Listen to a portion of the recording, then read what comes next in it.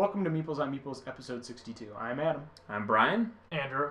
As usual, before we get into our game this week, we want to invite you over to our website, meeplesonmeeples.com, as well as all of our social media sites, Facebook, Twitter, Pinterest, and of course our YouTube channel where we put up all of our video reviews. Go subscribe to us on those channels and you can check out all of our videos. This week's game of the week is Love Letter, another card game like our last episode. And the basic premise is you are vying for the princess's love and her affection. And so you are trying to get a love letter to her, and the one who gets the most love letters to her wins her affection in her hand, I guess. In a two-player game, you play 7 rounds, the first one to 7 love letters, or 7 points. It'll be more than 7 rounds. In a 3-player is 5, and a 4-player, the first to get 4 points wins. The way you get a letter to the princess is first off, for starters, there are a total of 16 playing pieces in the whole game. 16 cards. That's it. And I don't mean multiples of each of those cards. I mean 16 cards, period. There's 4 rules cards, so you kind of have one next to you to see, like, what are a quick reference sheet. There's some little wooden cubes, but there's just 16 cards. And they number from 1 point with the guard all the way up to 8, which would be the princess herself. The gist of it is, the lower the ranking they are, the further they are from the princess, so they're really not going to do much to get the letter to the princess, your love letter to her. So, you start with 1 card. And then when it's your turn, you draw another card, and you look at them, and you play one, and you are left with one card in your hand again. And that's basically it. All of the rules you need are on the cards themselves. Yep. So when I play the guard, here's what I do. It says, name a non-guard card and choose another player. If that player has that card, he or she is out of the round. So if I can guess, and I guess right that, Adam, you are the sensei, and sure enough, that's the card in his hand, he's out of the round, and we keep playing until everybody's eliminated, there's one guy left, or until all of the cards run out, whoever has the highest card in hand wins. So obviously you want to end with the princess, who's like an 8. That's the highest rank. Yeah. I mean, it's very simple, though.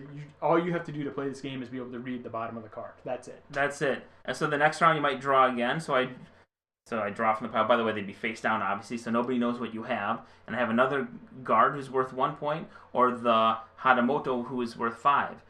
I want to play the lower card because, again, you want the higher card in your hand at the end of the round. However, this is where it gets tricky. There are some cards that let you look at another player's hand. So if Adam were to look at my card and see that I have the Hatamoto, well, 5 is pretty high when you only go up to 8. And there's a chance he might have a guard. I may not want to play the one. I might want to get the Hatamoto out of my hand just because if Adam guesses me and eliminates me from the round, I don't stand a chance at scoring a point. Whereas if I keep the 1, does that make sense? Yeah. I can at least keep playing. But the gist of it is, with only so many cards, and your reference sheet tells you how many of each card there are. There's 1 princess, 1 sensei, 1 manipulator, 2 Hatamotos, 2 Shugenjas. I apologize if I botch these.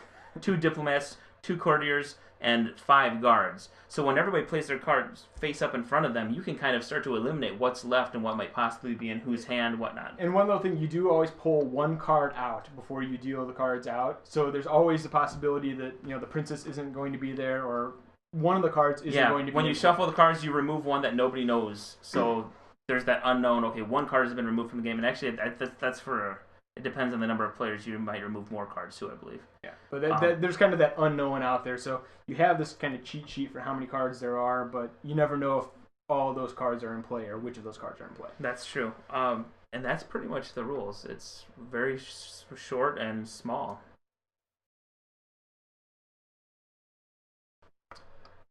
Why don't we talk about the components? Start off, there's 16 cards, and it's a card game. I'm not even sure what this bag's for, except for, hold the cards? You can throw the box out, and it's so they could justify the cost of the game. Which is like, what, I guess $10? So you could everything fits in that little bag. Yeah, it does. Hide it in your pocket. With this girly lettering, you want to hide it if you're going out in public. There are more pages in the rule book than there are cards. There are 31 pages in this rule book. That's the funny thing. That's 16 cards, 31 pages of rules. From what I remember, Brian sleeved these, but the card quality is a little weak. But this is a very inexpensive game, wasn't it?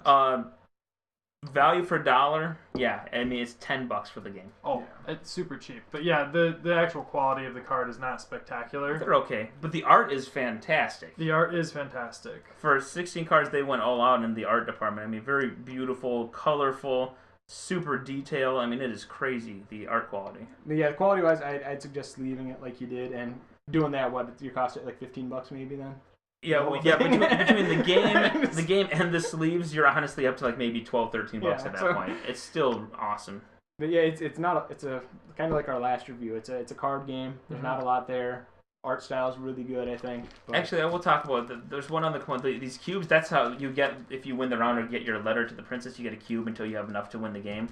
I mean, it's a nice inclusion, but they could have made it like little red hearts or shaped like a little white envelope. I mean, there's so many, I don't know, a little rose. I don't know if match the theme. It's $10, man. I'm just saying. You just bumped the value to 46. Guys, Yeah, they're hand whittling these things, or what? I mean, well, it is love, so you got to do it with love, right? That's right. True. But yeah, pretty basic game. It's pretty high quality bag though. It looks like they stitched that. I know. It's fancy. Hand stitched. How about strategy on this one? I mean, it's a pretty quick play, so I don't know what your strategy really is, but it really comes down to the cards that are played, I think, as far as how your strategy is going to go. What's face up and what you have in your hand is going to determine what you do. Yeah, there's not a lot to... With 2 cards, you literally have a 50-50. Do I play this one or do I play this one? Your decision, you do have a decision to make each round, which is nice, but it's basic. But sometimes there is the card where you can, I think it's this one, where you compare hands with somebody else, and then whoever has the highest obviously wins, and the other person's out for that round. That's one card where if you've got this one, you're going, oh, it's only a 3. And my other one's a 1. So if I show them this one, if I play, I have to show them the 1. Right. I'm screwed. So you want to try and get something at least comparable to that number, to where you're not out immediately, because you're almost taking yourself out at that point. And another thing you have to be careful of is, let's say you have the princess as your other card, and you compare cards, and the other person has the 7, the sensei. Okay, the second highest card in the game. If they lay down the 7, everybody knows at that point you have the princess. Yeah. She's the only one who beats him. So you have to be careful about things like that. I mean, the strategy there is watch what happens at the table. Not only what's laid down necessarily, but when people are comparing cards, because there's a chance when they do the comparison of cards, sometimes if you tie, neither person goes out. So you kind of have an idea if the comparing cards is a 3, right? Yeah. So you know if they compare cards and neither person goes out, they're probably above a 3. Right. So that gives you an idea of and they both have the same one. So if I already peeked at Adam's hand, and all of a sudden he and Andrew compare cards, and neither one goes out, I'm like, I know what Adam has, and I know what Andrew has. So yeah, it's basically reading people, knowing what's laid out, and I was kind of like a little bit of poker face, a little bit of blind luck every once in a while. It's definitely reading your opponent, because with 16 cards, I mean, it's not even as good as having a poker face, because there's 52 of those cards. Yeah, that's true. I mean, like you said, there's not a lot of options. You got 2 cards. You just watch what happens at the table. You can't really go in with a plan on this one.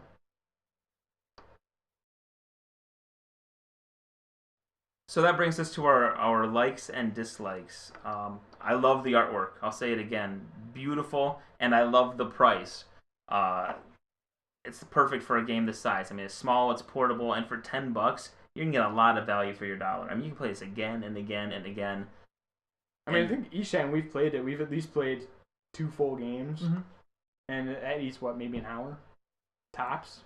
Oh yeah. You could play a full game anywhere from, well, depending on the number of players, but anywhere from 10 to 30 minutes. It's a good filler game. It's a good beginner game. It's a good... And there's nothing saying you can't tweak how many points you play to also. You can always shorten it yourself. I mean, absolutely. And it's a very, even with playing to the points they have, it's a very fast-paced game. I mean, if you're out for 1 round, if you get knocked out right away, you're out for maybe 2-3 minutes. At the most. I mean, it's a very, very quick play. So it's...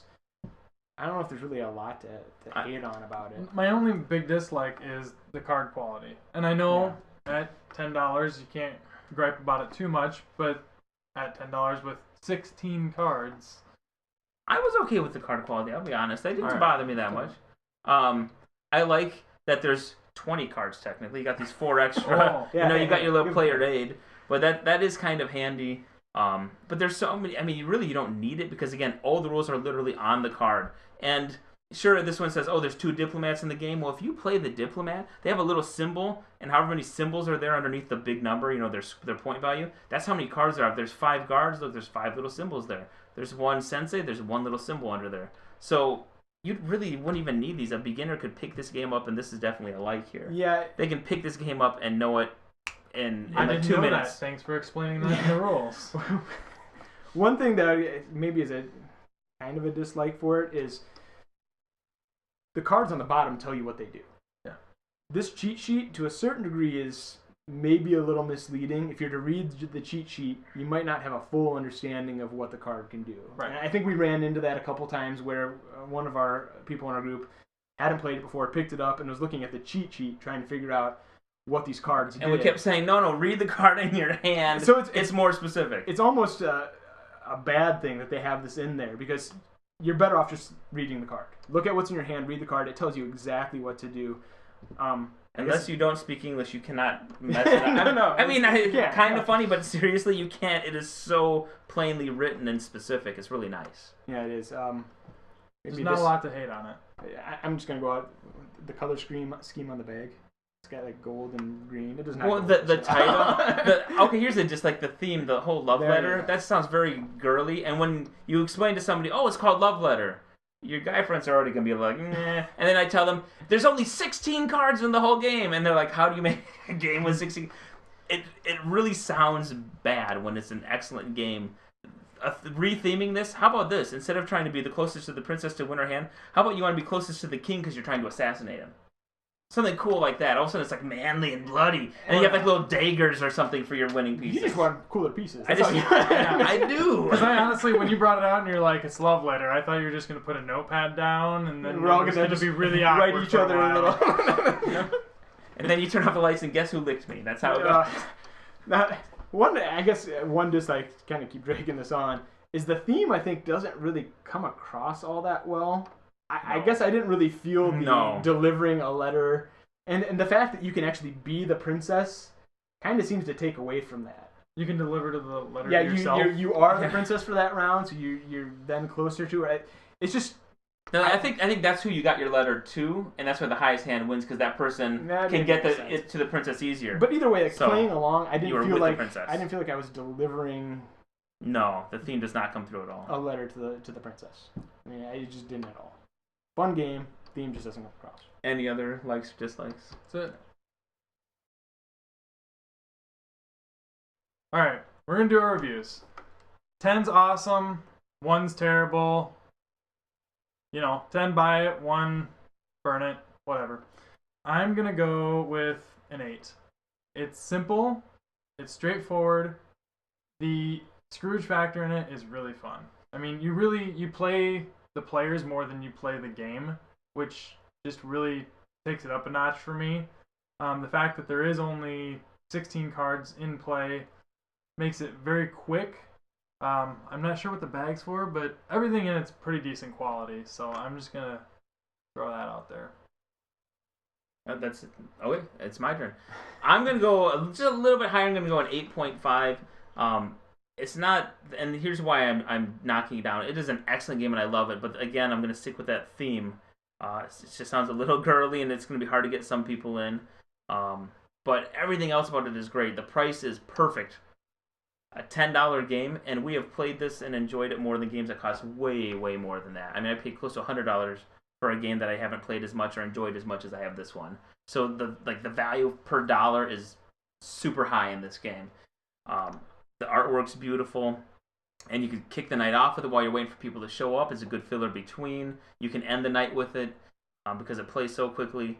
And I don't get bored. We've played as many as, I think, like 4 games in a row. Like 4 full games, not just 4 rounds. But and it didn't get stale because of, I think it goes to that whole, you're playing each other and reading each other, and it's just kind of funny when you don't take it seriously to the point where if you get knocked out, like in some games you get like kind of frustrated because you had this great strategy and you thought you were going to win. Nobody takes it seriously. It's really light and fun, and you know that you're going to be back in the game the next hand in like 2 minutes. So that's kind of nice. It's just laid back, enjoy party kind of game, even though it only plays up to 4. But I'm gonna go a little bit lower. I'm gonna give it a 7 for a couple of reasons. One that you brought up, and I think it's probably the biggest one now that I think about it, is the theme issue. The story behind the game just doesn't come through at all. I mean, I don't think you get that feeling at all. If you're just playing it for the fun factor, I think the fun factor is really high on this game. It's a great game, a lot of fun. The whole Scrooge factor being in there, really great. But the problem is, as far as the story goes, it could have been anything. I mean, you're really just playing highest points. That's all you're doing. Very true. Yeah. The other one, and I'm gonna disagree with Brian. I think this is a game that could get stale if you played it too many times, not times in a row, and maybe one night. And the reason I say that is you brought this the last couple of weekends, and when you brought it this weekend and I saw it, I literally thought, I don't know if I want to play that again. We played it 2 weekends in a row. We played it a lot those 2 weekends in a row. I could not see it for maybe a month and probably be fine. Would you play it again? I would, though, play it Okay, again. okay. That's why it's at a 7. It's a great game. You wouldn't be permanently burned out. No. It's just one of those where you're going to want to give breaks in between. But anybody can learn it. Very simple. Rules right on the card. And the fact is, you could play this game in less than 20 minutes. That's how we knocked out 4 games in one night. Because it goes really, really fast. It is fun. I just the theme being, just doesn't come through at all, to be honest. And the fact that I think it could get a little stale if you play it too often. Well, and it is family friendly too. I'm going to throw that in there too. There's nothing. Maybe that's why earlier I had suggested you're trying to assassinate the king or come up with a cooler, storyline. Maybe that's why they went this route. Kids get the idea of the higher point value. They just have to be able to read and guess. So you need sort of maybe probably 10 and up, but it's very family friendly. Yeah, very much. So I think all around though we'd agree it's a good game. Mm-hmm. Definitely one we all play again. Yeah, I would. There's no reason not to buy it. Like I think everybody, even though none of us hit that perfect 10, it takes up no shelf space and it costs next to nothing. I mean, there's no reason not to buy this game. $10, definitely worth it. Keep it in your backpack everywhere you go. Or your pocket if you put it in that little bag. Yeah, and this cute little... You could, hang it from your fanny pack. That's our review of Love Letter. Check us out next week for our next review.